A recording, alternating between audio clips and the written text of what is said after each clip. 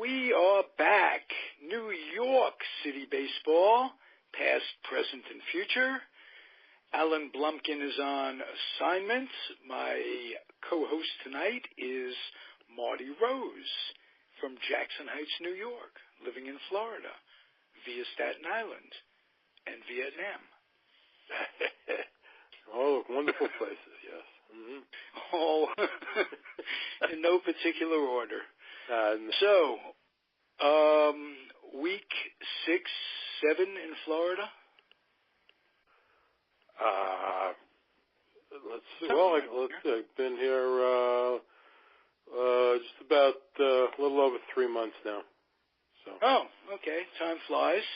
And for those of you out there that don't know it, Marty Rose was a 42-year employee of the AP. And every day I think to myself, Marty, 42 straight years. Incredible. It really is. And you're getting the fruits of the labor now, and you're retired in Florida. What's the biggest adjustment from being a New Yorker to a Floridian? From our neighborhoods that we were used to in New York, you could actually walk to places. Where I am now, you cannot walk anywhere. You have to drive everywhere. In our old neighborhood, even on Staten Island, you could walk to the CVS, you could walk to the corner, to the little grocery store, or pizza place. You have a neighborhood, a bookstore. Yeah, L.A. is much like Florida in the sense that it's spread out and strip mall type stuff. I'm in a cul-de-sac, and when you get out to the main road, there's it's like a six-lane road. 3 lanes each way. Florida Route 13, and of course, every possible store is along the route, but you still have to get out there and dodge 3 lanes of traffic to make a turn without a light. So. For those folks that don't drive, is there a public transportation that's worth anything, worth its salt? Well, there are buses. Yes, there are buses. Okay. But you can't. You must have a vehicle, to survive here. You just do. And in New York, if you can't drive, you better have somebody that can drive you. Seriously. Yeah, absolutely. I was just thought to say, in New York, it's sometimes counterproductive to have a vehicle, depending on where you are. All the years I worked in Manhattan, I never drove. I don't think once in all those years. It's always public transportation. No, you can't. I mean, walking. Just if you could find somewhere to park your car, it's going to cost you probably more than you'd pay rent on your house for a month. I mean, seriously. Unless you're some big wheel in a company that that gives you a parking space along with your position. Some big kahuna or something. But normal people in New York, no. Everybody's bus, subway. That's it. Okay, now I moved out to California, away from New York, when I was very, very young, in the Air Force, as you know, and stayed out here in California when I got out. So it took me years to realize that there was a subtle adjustment in pace. In other words, things are definitely slower when you're out of New York. There's no very place much like that. so. You're feeling absolutely. that too? You're feeling? Oh yeah. Oh, definitely.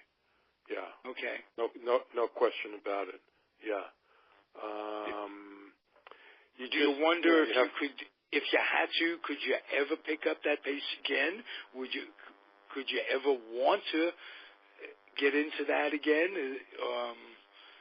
Or do you just sit back and go, wow, I'm happy I don't have to? No, at our age, I don't think so. I really don't think so. When I left, I just had enough. Like you said, right. 42 years. I mean, constant. With a few weeks off, or maybe you get a month off for vacation during the year, and a few holidays here and there. But it's it was a 12-hour day for me, and especially on Staten Island because of the commuting time. Right, and weekends one day recovering, and the next day preparing to go in again. So yeah. So much I'm different. Thrilled. I'm thrilled you're doing it. You can follow the Mets more this way, and we'll always have a lot to talk about sports-wise. I want to call your attention to a show that someone did, Sam Zervitz, a podcast that he did on our network, Comfortably Zoned Radio Network. And Sam does a show called In and Out of Focus, and he did a history of early NBA, podcast on that. If you want to catch something that's really interesting, he's a little older than we are, and we're older than dirt.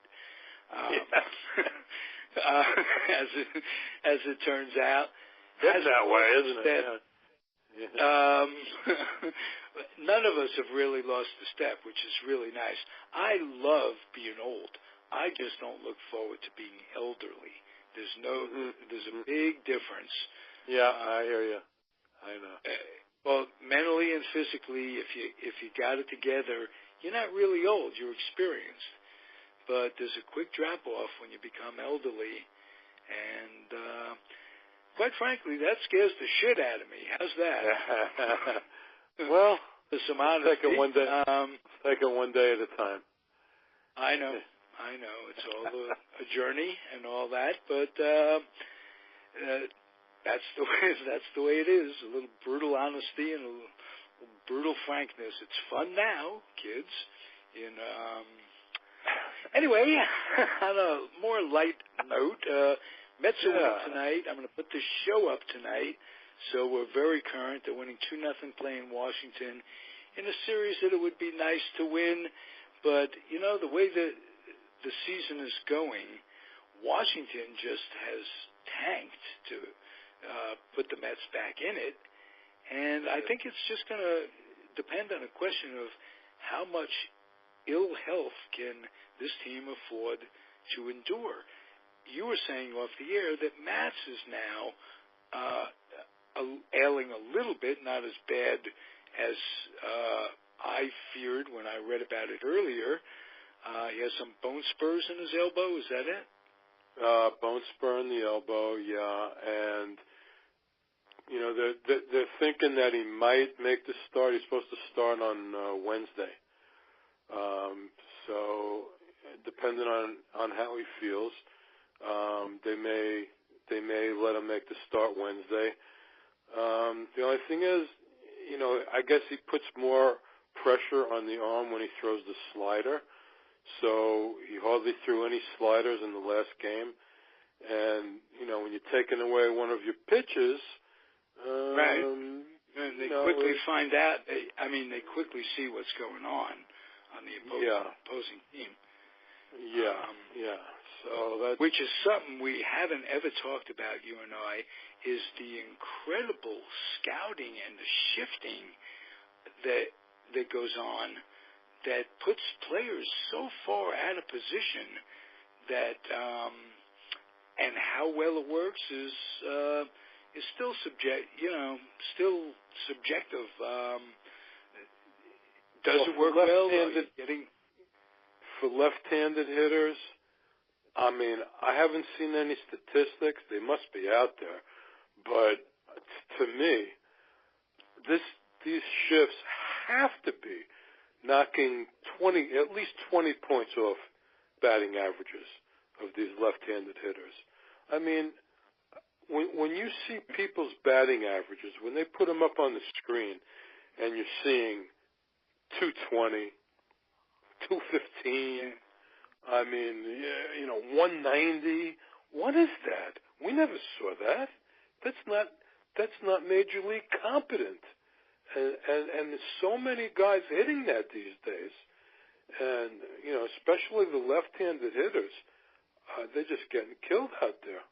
I mean, nothing gets through. That the game has concentrated on bringing good young pitching into it, and take the Mets for an example. Perfect example of good pitch, no hit. Could that be part of it, or better pitching? Yeah, sure.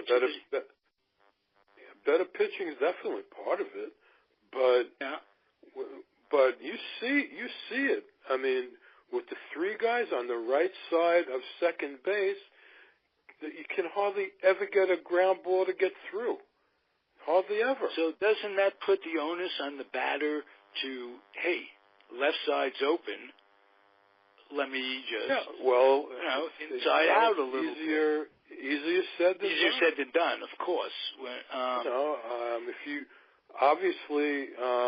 you get an outside pitch, why? I don't see why you can't hit it to left field. I mean, right. Then again, I'm not a professional player. I mean, what you think these guys should be able to do since they're professionals, maybe we're overestimating them. Maybe you can't. Maybe when it's coming in at 92, 95, it's not possible to do that.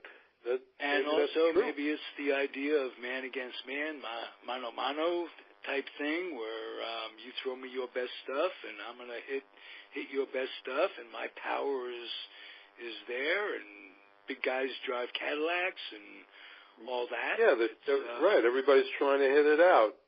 They don't try to go the other way. And so, you wind up hitting a ground ball that somebody's going to get. Dead, especially on the Mets. Mets can't do anything but sit around and wait for that home run. They are so bad with men on base. It's pathetic. I mean, nothing happens with that. Yep. What do you think? Do you think Reyes will add some punch? Do you think he'll... obviously, that's the story of the week. I don't know what he's got left. I mean, the only thing he's definitely going to add is a little speed. They have no speed. So, if they put him in at the top of the batting order and just move everybody down a notch, maybe that helps. Maybe that helps. But, the one batting third would be nice. He has a great arm. He can, if they put him at third, I'm sure he'll be able to play the position. He's got a very strong arm. He always did. I'm sure he can still run. But, the thing I remember most about him, never came through the clutch. He got hurt a lot. And remember, like, those years that the Mets choked, what was it, 07, 08? Remember they had big lead. He never. I mean, probably right as well, but these guys just never came through when they needed to, and it's why they choked that one season. They have a 7-game lead with 10 games left, something ridiculous, and they blew it because guys could never get a big hit. He was one of the culprits. But, look, they need the speed. If he can get on base, steal a base, if he's on first, he could score on a double, which nobody else on this team can. So, let's see. It solidifies the bench. You got Flores coming off the bench, would be much nicer than... They said he may be here by Thursday for the Cubs series. Wow. Possibly, because he's in Brooklyn. He's in Brooklyn tonight. He's going to be in Binghamton Tuesday and Wednesday, and there's a chance that he could be here Thursday for the Cubs. So good. We'll see. Good. Yeah. He seems apologetic about his domestic dispute. The first time he came out with something this morning. Yeah. Well, there's been a lot of anti-Reyes stuff, coming from everywhere. The media and the fans, both. But look, he's doing his therapy. He apologized. His wife never pressed any charges. They're still together. Like you said, he's very apologetic. Sandy said he's doing more than he agreed to do as far as the therapy goes and everything. So, so I'm sure that he'll be, welcomed back, and he'll do everything he can to keep everybody on his side. Good. Let's hope so, because we could use a little boost. Anyway, we were waiting for Jim Gosger to call in tonight. Jim is a former New York Met, and I was doing a little homework and realized he played on both the 1969 Mets. I knew that, but I didn't realize I didn't know that. He played on the 73 Mets, my favorite all-time Met team, but he also got a few at-bats on the 69 Mets. Very interesting guy. I think we might have misconnected tonight. Came up with Boston, and I wanted to ask him all kinds of things about the Red Sox organization and kind of a continuation of conversations I've been having on a number of different podcasts about the horrible racism of the Red Sox not allowing a player to play in the big leagues until 12 years after Jackie Robinson came up in 1947. Pumpsie Green, future Met at the time and a former Met now, was the last of the first African-American player to play on the Boston Red Sox, 1959. Wow. No excuse for that. Absolutely none. The Red Sox had Jackie Robinson in for tryouts. They had Willie Mays in for tryouts. They determined in their wisdom that those guys just couldn't hack it. Joe Cronin, Pinky Higgins, Tom Yawkey, the buck stops at the head at the top, was the owner, and it turns out he was a horrible racist and got into the Hall of Fame reportedly because he contributed a great deal of money to buy a wing in the Hall of Fame. So I wanted to talk to him about coming up with players like Jim Rice and what they had to go through, and then I wanted to talk to him about the A's. He played both in Kansas City and in Oakland. So we're missing the opportunity to do that. Mert was going to talk to him about his days in New York and in the National League, leaving the Mets, coming back to the Mets. Very interesting guy. Played for the Expos. Yes, he did. And I did a little homework today. I saw just what you saw, that between the Mets and the Expos, and between 86 and 73, he came back. He was with the Expos. And I wanted to find out about the transition, what it's like to play in Montreal. Had a whole bunch of questions, couldn't answer them. So let's take a segue a little bit. Going to take a time out. I'm going to push the button. We're going to take a break. I'm going to throw in a little music, and when we come back, we're going to have Jim Gosger. So time out. Here we go. stick with us, Comfortably Zoned Radio Network. We're on the Internet. We're back. New York City Baseball, Past, Present, and Future. Part 2 tonight. We have him. Jim Gosger is finally with us. Marty Rose, my co-host tonight. Alan Blumkin's on assignment. And I was talking before the break, Jim, how thought we missed you, and I was bemoaning the fact that we wouldn't get to talk about some of the most interesting times of my baseball fandom. Mert and I are both 69. We grew up in New York, and we were vividly aware of what was going on with the Mets in 86 when you were there, and then again in 73 when you played a little center field in the same with the great Don Schneck. And Willie Mays, too, played a little center field that year. So we'll talk about that. But I first want to talk about you coming up with the Boston Red Sox in the 60s and what your minor league experience was like, what it was like for you coming up with all these guys, and I just want you to take it from there. How'd you sign originally? Who scouted you? What was life like for you as an amateur player that led to all of this? Let me know a little bit about you, Jim.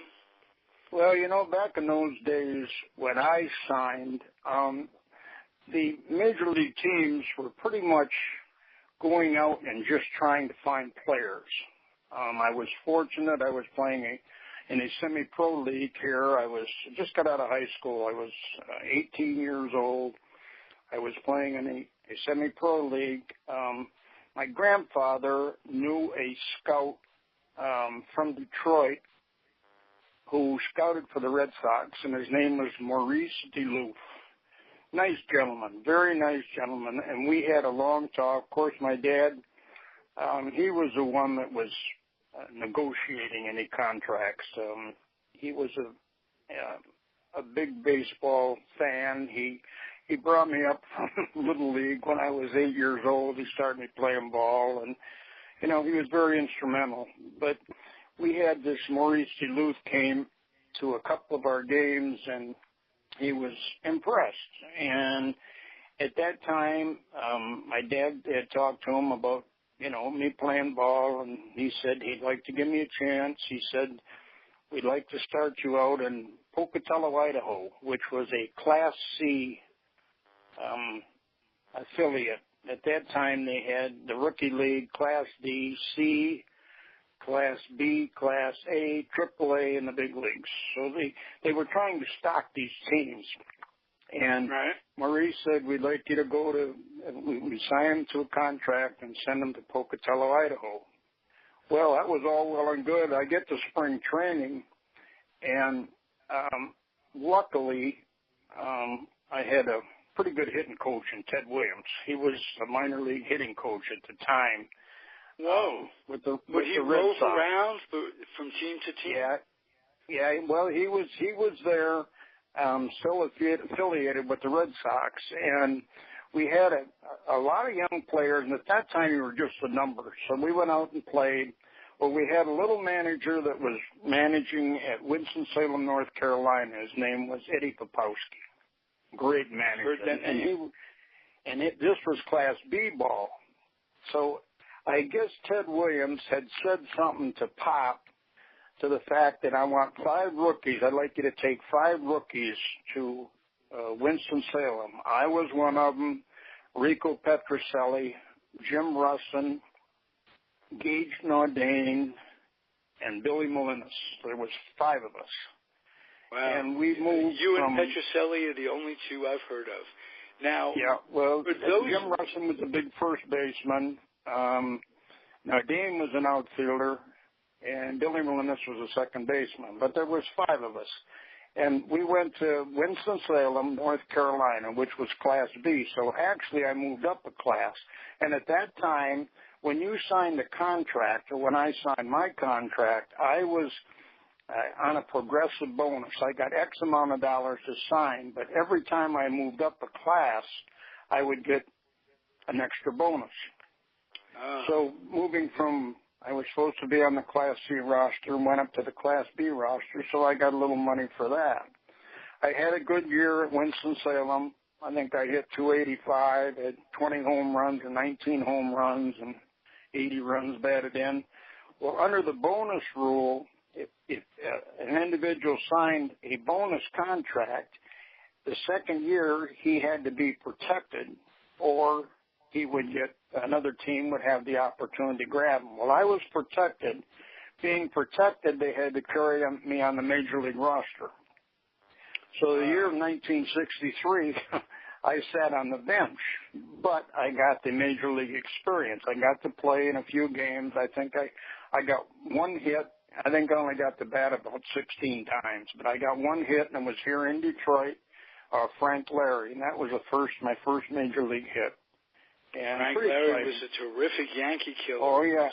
Very good pitcher. And the great thing about the whole thing was the fact that when I got that base hit, he looked over at me and tipped his hat to me, and I'll never forget it. And to this day, I'll still say that Billy Bruden, who was playing center field, let the ball drop so I'd get my first hit. I really believe that. And, I mean, it was a class act. And, wow. You remember stuff like that. It's your first hit, your first chance to play. You have 50 or 60 people from my hometown here, which we only live 50 miles from Detroit, so I had all the family there. It was pretty neat. I could well imagine. Now, who told you that you were going up to the big leagues? It's ironic. You know what was funny about that? The third year, I played in Reading, Pennsylvania, AA ball. Had a good year there. The next year I was in Toronto, which was right across, it's 100 miles from here, east of me. I'm right on the border here of Canada. And I was playing there for Dick Williams was the manager. I was his teammate in 63. But in 65, he was out in 64, so he became a manager. They wanted to manage, so they put him in AAA ball. We were in Toronto.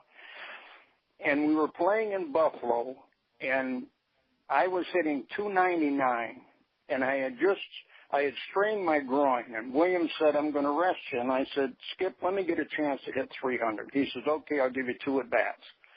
Well, the first time up, I lined out, and then the next time up, I got a base hit. And I'm standing on second base, and Harry Wendelstadt was umpire. Great umpire. But he was umpiring in the minor leagues. He was umpiring in the minor leagues at the time. He looked over at me and he said, hey, Jimmy, congratulations. I says, what are you talking about? He says, you're going to the big leagues tomorrow.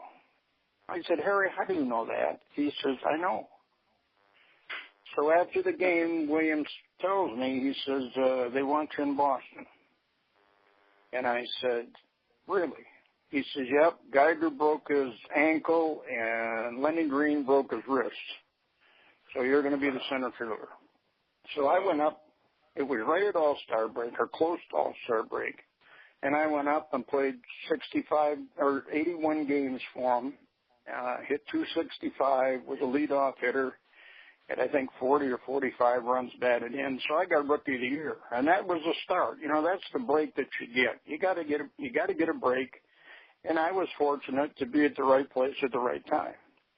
Now, did you ever find out how Wendelstedt found out that you were going to the big leagues? I never knew. But evidently, I don't know whether he had talked to Williams before the game or what, but when I got to second base, he says, congratulations, Jimmy. I said, well, for what?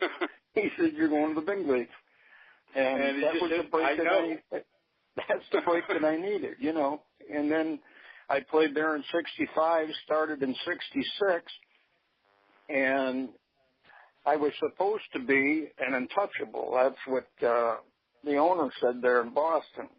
And this was Yawkey? See, a nice man, very, Mr. Yawk. What a great guy. They flew me up there in January for the Rookie of the Year, the Harry Aganis Award that I got, and a nice big trophy. Took my wife and I went up there for 3 days, and it was really nice. He said I was untouchable. Well, come cut down date or trading deadline, they traded me to Kansas City, and we were in Cleveland. And that was another ironic thing that happened.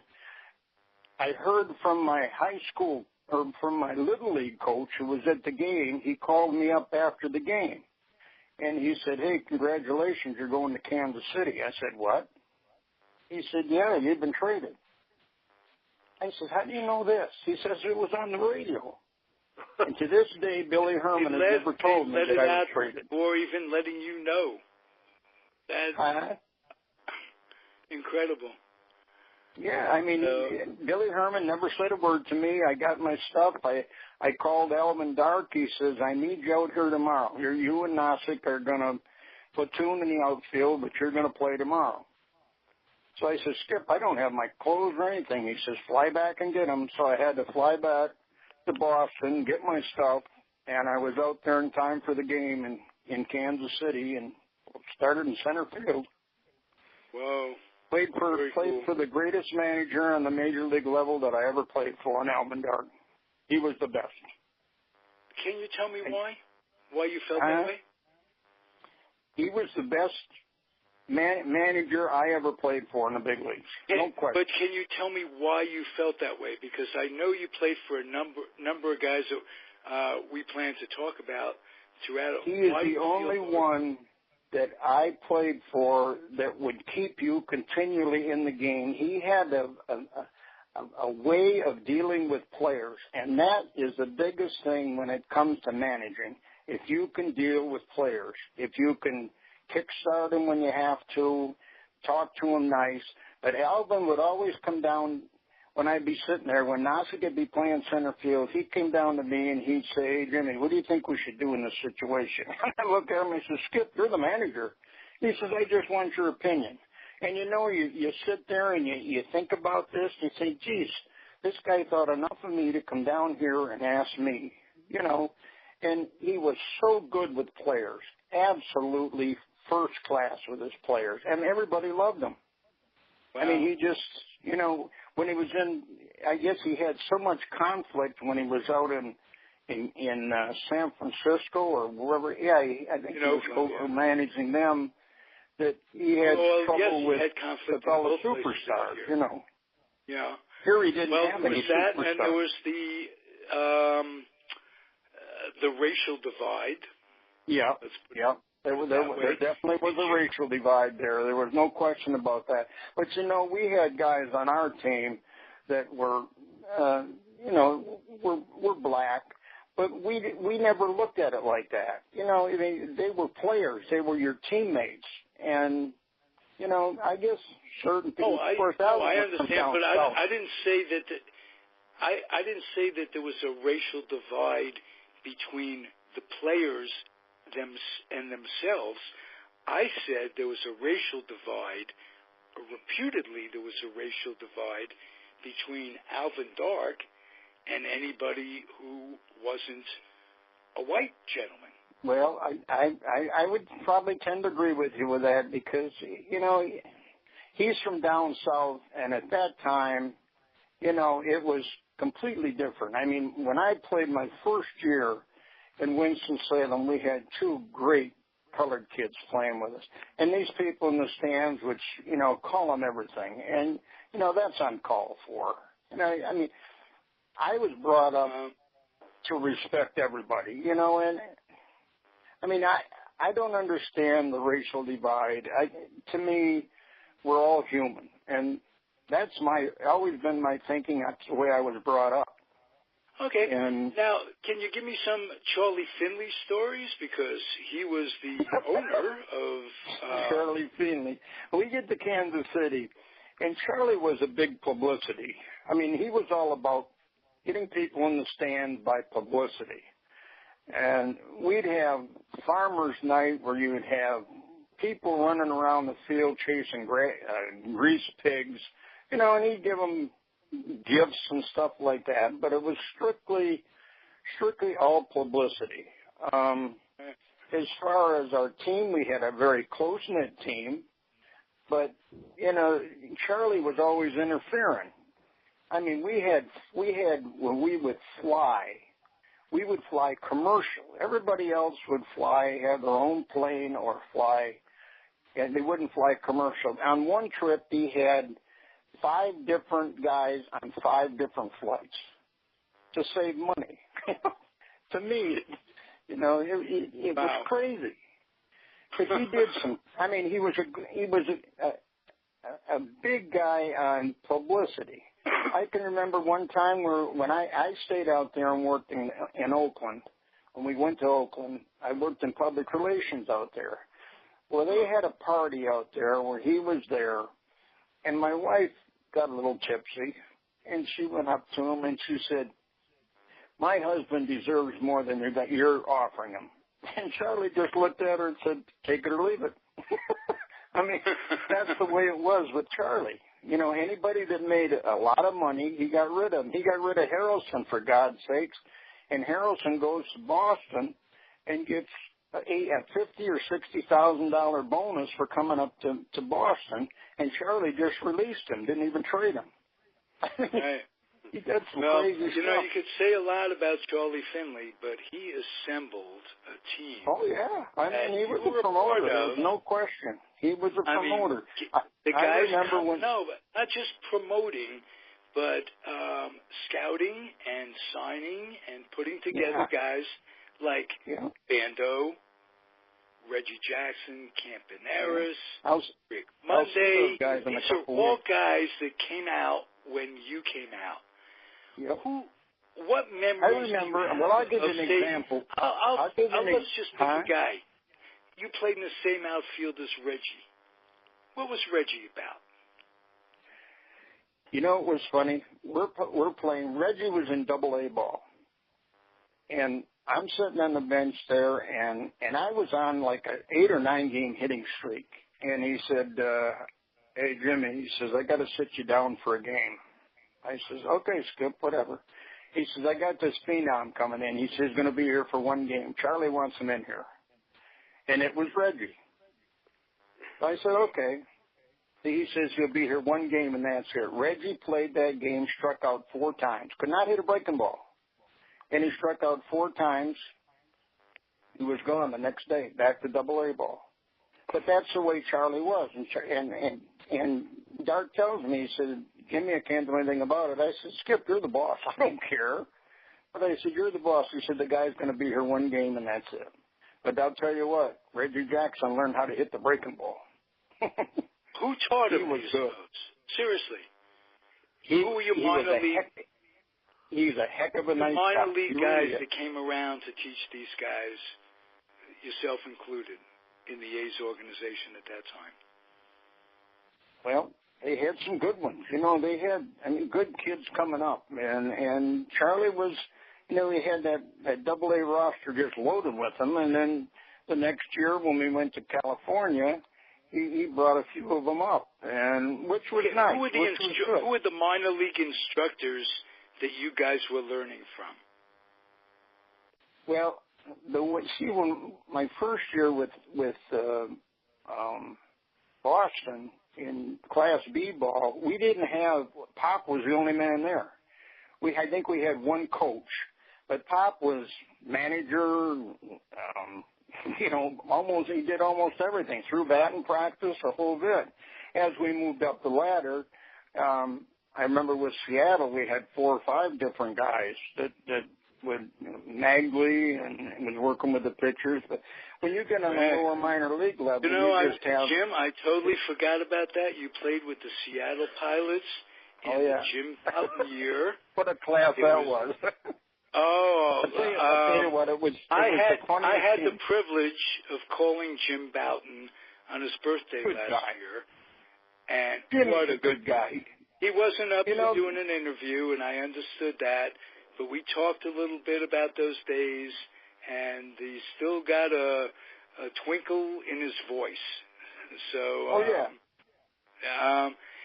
Tell me tell me about Tommy Davis, the guy who I think of when I think of the Seattle Pilots, Tommy Davis from Brooklyn. Oh, he was a good Voice one. high, as a matter of fact. Did you? You know, we were so screwed up out there in Seattle.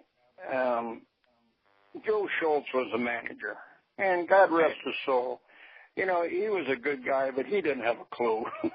It was funny. We are playing a game against Baltimore. Cuellar is supposed to pitch. No, I take that back. Palmer's supposed to pitch. So we have a right-handed hitting lineup in there. And what he did is he inverted. Whenever we were playing against a right-hander, Mincher would hit fourth, Davis would hit third. So before the game starts, they switch pitchers and say that Cuellar's pitching. Well, Joe never switched the lineup. He takes it up there, and sure enough, as soon as Davis gets a double to drive in 2 runs, Earl Weaver walks out there and says, the lineup is wrong. You're out. We lose the game. Schultz comes in afterwards. He says, my fault, guys, my fault. Let's just go pound the Budweiser and not worry about it. God almighty. But that's what we had to do, you know. But you know the thing about Jimmy Bouton, nobody knew he was writing this book. And, you know, I sit here and read the book. I got a copy of it, and I read it every once in a while because I start laughing. And I remember on a flight, I was going out to Kansas City for a reunion, and I'm reading this book and laughing, and this woman next to me, she says, is that a funny book? I says, yeah, because I was part of it. But I mean, you know, he was a genuine guy. I got news for you, Jim. It was a funny book, whether or not you were a part of it. And you know, the stuff is all true. You know, he's just bringing out everything that's happened, and I can attest to it because I've been involved in it. You know, and it's a funny book, but it's the truth. You know, it's what was going on in baseball at that time. And Look, I'm Horny, sure here come the wives. Look, Horny, here come the wives. Was that true? Oh, yeah. Oh, yeah. Okay. All right. Yeah, it's all true. You're not denying any of it. So did you get to go out to Milwaukee when they went to Milwaukee? No, I didn't. Okay. I get letters. from the fan or the whatever they publish out there, and I got a pass if I ever want to go to Milwaukee. I got a free pass to get in. You know, because cool. I guess they figure that's an offshoot of Seattle. Yeah, well, that's close enough. Nice. So let's pick it up with the National League, and I'm going to have Marty Rose talk to you about coming over from the American League to the National League. Right. Went from Seattle to the Mets in '69, correct? In '69, yep. I was lucky at the right place again at the right time. What were you there for the whole season? Or the season? No, when I was in Seattle, they sent me down in June, I think. They sent me to Vancouver. And I get into Vancouver, and I played 10 games. I was hitting .495. And I forget, I don't know who was managing. I can't remember who was managing Vancouver. But he called me in and he says, you've been traded to Tidewater. I said, where the hell is Tidewater? He said, Norfolk, Virginia. You got to be kidding me. So I got my wife, the 2 kids, and a dog. We had to pack up and drive all the way back here to Michigan. They gave me 3 days. I drove back to Michigan, and then I flew to Norfolk, Virginia. We had Clyde McCullough was our manager down there. Nice man. But we had a team down there. We had Amos Otis was in the outfield. This was the Mets AAA team. Otis was in the outfield. Roy Foster was in the outfield, and I played the outfield. And as soon as I got there, Clyde McCullough says, you're here, we're going to win the championship. I said, what? He says, we're going to win the championship. And we had Bibby, Matlack. We had, just a bunch of good ball players, all the best in the AAA. And we ended up winning that. and going to Hawaii for 10 days to play in a tournament over there. But then I got called up to the big leagues at Cutdown at September, 1st of September, and I was up there in '69 to for that last month. For the championship. I'll tell you, that was a thrill. That was a thrill. You get a ring. Right. Not in '69, I didn't. No, and I was a little upset about that because they gave everybody in the organization a ring, and I didn't get one. And the only thing that I got from Ed Cranepool was a check for $100. And I photostated the check, sent it back to him, and said, "Buy yourself some beer. I don't want your check." Wow. But then I get traded. From there, I go to San Francisco to the Giants. I went there for spring training. I think it was, I went there, and then they traded me to Montreal. I ended up in Montreal in 70, 71, 72, I think. And then the Mets bought me back. Now, I come back to the Mets in 73, and I got there at, early in the year, April or May, and I played 6 months for them. Well, I got my ring in 73. Good. Oh, okay. Okay, well, it's a National League ring, but you didn't get the big ring. I didn't get the big ring, but I got the championship ring. We ended up losing in the World Series. I don't know who they lost to. It was Baltimore or somebody. It was Oakland. But I didn't get. They took me off the roster because they wanted extra pitching. I got a ring and I got a half share, so I got I don't know, $10,000 or $12,000, whatever it was. Played for Gil Hodges. Gil Hodges was the man. I like Gil. I really did. Very quiet man. Never said too much, but he was always in the game. I really liked him. He was the second best. Compared to him and Dark, they were two of the best that I played for on the major league level. No question. Great. That's great. No question. They were good. How was it in Montreal? I wonder, how did Montreal take to baseball in the beginning? Well, you know what's funny up in Montreal? People would clap on a fly ball. They didn't understand the game. We had Gene Mauch as a manager. Gene was different. If you were going good, Gene liked you. If you were going bad, you might as well go down by the outhouse and sit. I mean, that's the way he was. If you were hitting well, you played. If you didn't hit, you weren't going to play. He was a good baseball man, knew baseball, but could not handle players. Did not get along with his players. Nobody liked him. Everybody. We had a situation once where we were playing Chicago. The Cubs were into Montreal. Now, we have a pregame meeting, and he tells Big Steve Renko, he says, "I want you to hit Santa when he comes up." The guys are looking, for what?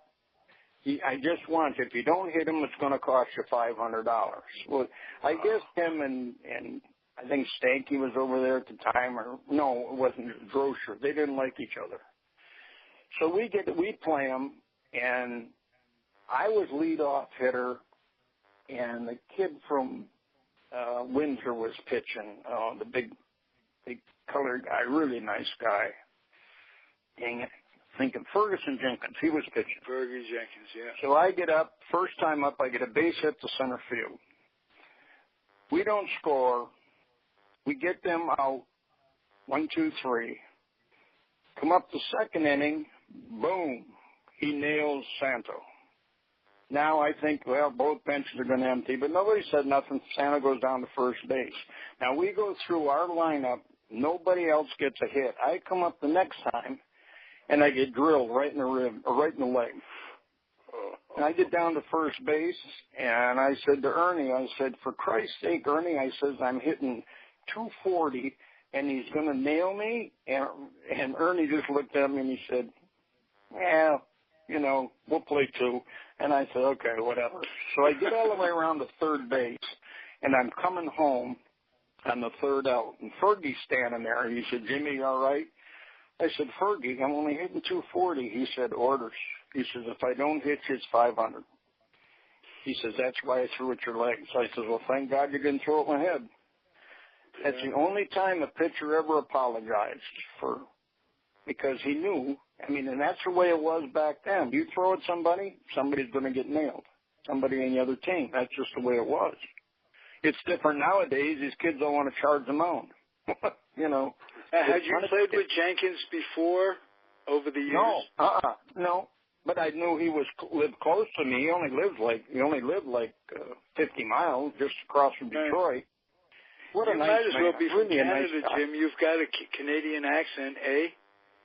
Yeah, I got a little bit of that. Well, I'm only 1 mile from across the river, so I guess I got a little bit of that in me. But you know,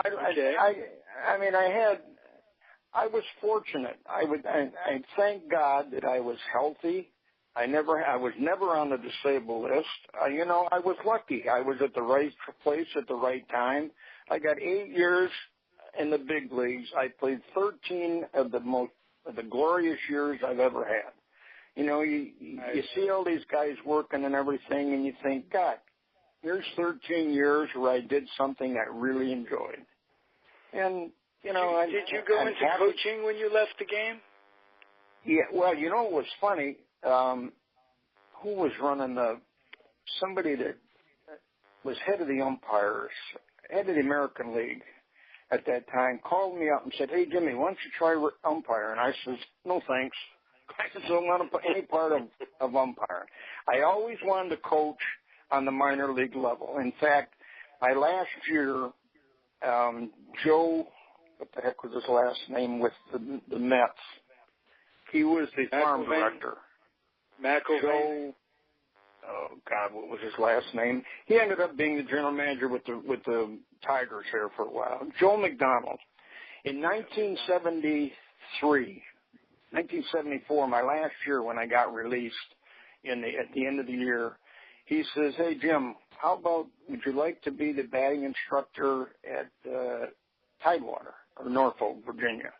I said, Joe, I'd love that. He says, okay, I'll give you a call in a couple months. Well, this is what, 2016? No call yet. Still waiting by the phone, huh? Yeah, well, I had one opportunity to coach or manage out in the Texas League. Somewhere out there was I don't know whether it was a rookie league or Class A league. When I talked to the people, I said, okay, how do you travel? He says, oh, we go by bus.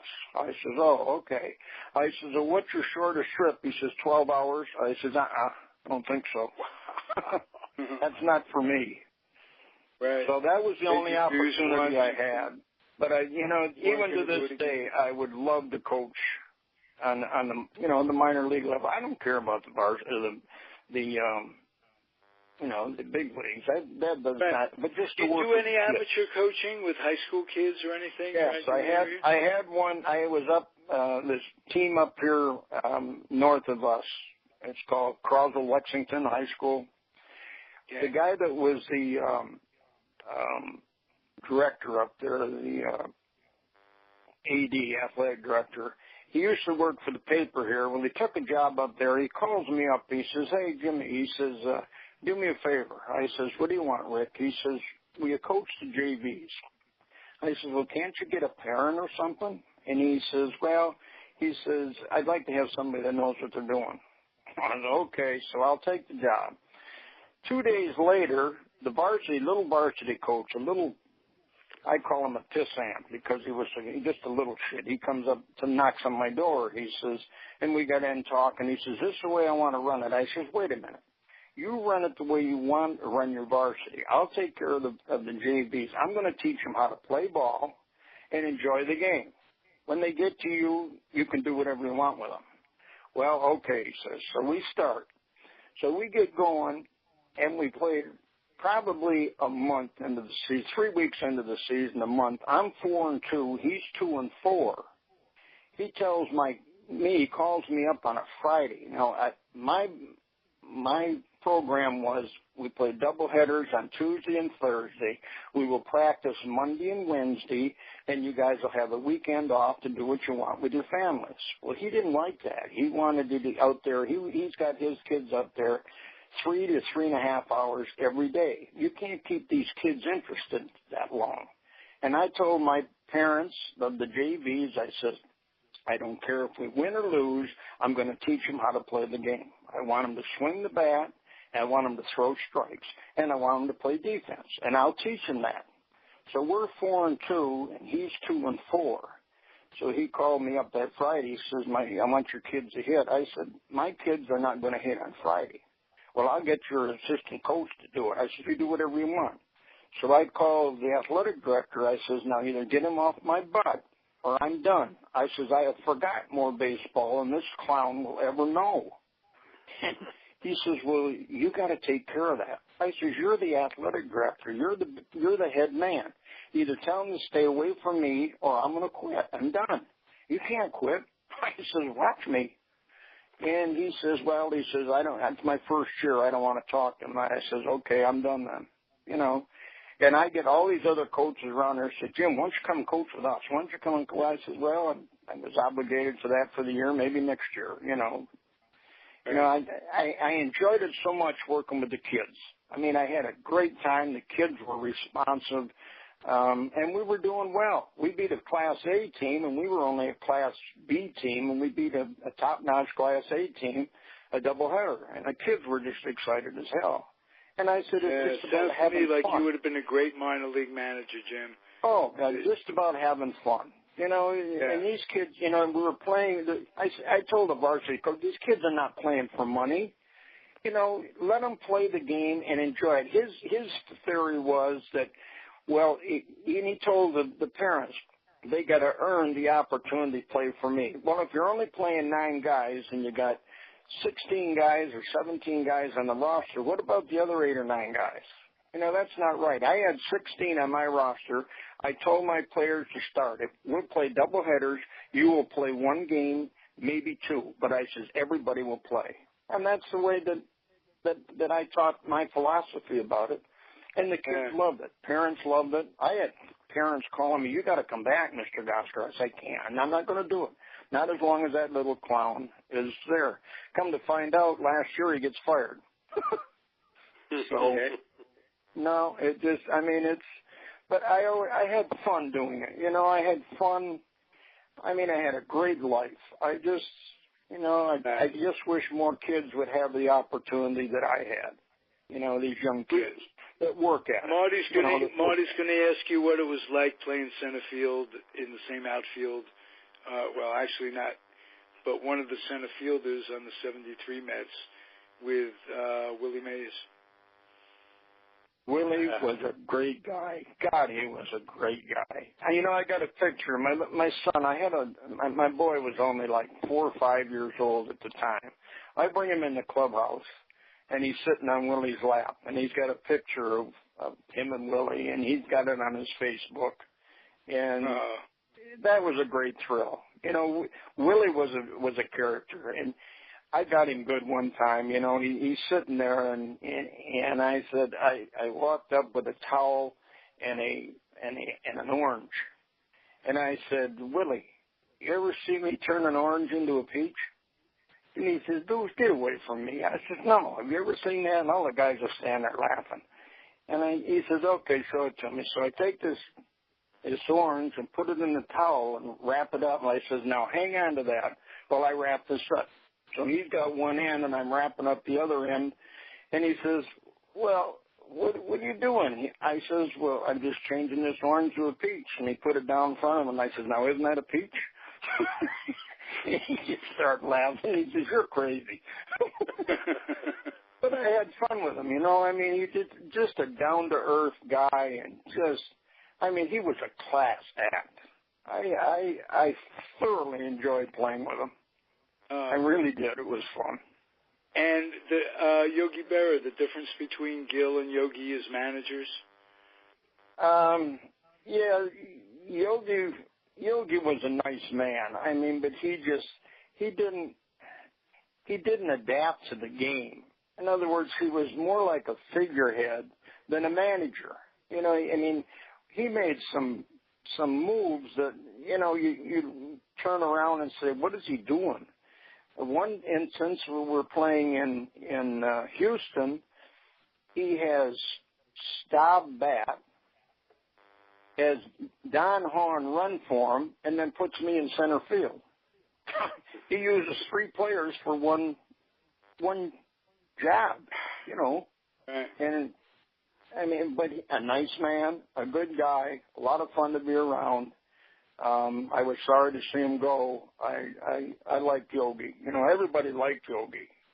But as far, I mean, he had a team meeting once, and I'm sitting between Tommy Agee and who else was it on the other side? Cleon Jones. I'm the Oriole in the middle. And he's carrying on about this speech, and at the end of the speech, he says, "Don't forget, boys, we're never out of it till we're out of it." And Cleon looked at me and says, "What the hell did he say, Goose?" He says, "I guess we're never out of it till we're out of it." They just shake their head. But they played for him, and they played hard for him. And that was the key. You know, if you can get the players to play hard for you, that's the key to the game. You know, they're going to do the job, and they'll respect you for it. And that's what I liked about Yogi. You know, I mean, he good guy, but he just, you know, he was just not real smart as manager material. You know, he wasn't thinking ahead. He was always in the present, not in the future of what's going on later on in the game. Well, but Mert's you know, he did well. Making apologies for me not being very smart for 55 years now. So, yeah, you and me both. But you know, I like I say, and looking back on it, it was a great life. It really was, and it fulfilled my dad's dream. That's what he wanted. He told me when I was a youngster, we went down to a Tiger game, and Ted Williams was playing left field, and he told me at the time, he says, "Someday I want to see you out there." I said, "Dad, we'll see what happens, but you know, I'll give it my best." And when I got out there, he was so proud. Yeah, he was so proud. I can remember he was there on his anything you deathbed. learned about not putting pressure on your kids from your dad that you applied with your kid on, or putting just the right amount of pressure on? I tried to do what my dad did to me. I can remember sliding into home plate one time in high school ball, and I separated a plate in my ankle, and he comes walking out there. He says, the only thing he said to me is, "Why did you come home?" I said, "Dad, Coach told me to come home." "Oh, okay." And that was the end of it, you know. But he was always there for me. And when I was playing Little League, he would sit behind home plate and call my pitches. He'd whistle on a fastball when he wanted me to throw a fastball. And, I mean, he was in my corner 100%. Him and my mom both, my grandmother, you know. Nice. And I tried to instill that in my kids. Hey, you said your son's on Facebook. What's his first name? I'm going to try to get with him and put a link to the interview. Jon Gosger. He's my only boy. Okay, well, you call him and tell him to accept my friendship when I ask him. You can just go on Facebook and ask him, tell him that you talk to your dad. And okay, I will. Thank you, sir. He's a good kid. All right. And, Mert, do you have anything else to ask? Or I think you covered everything, Ralph. Very, very nice interview.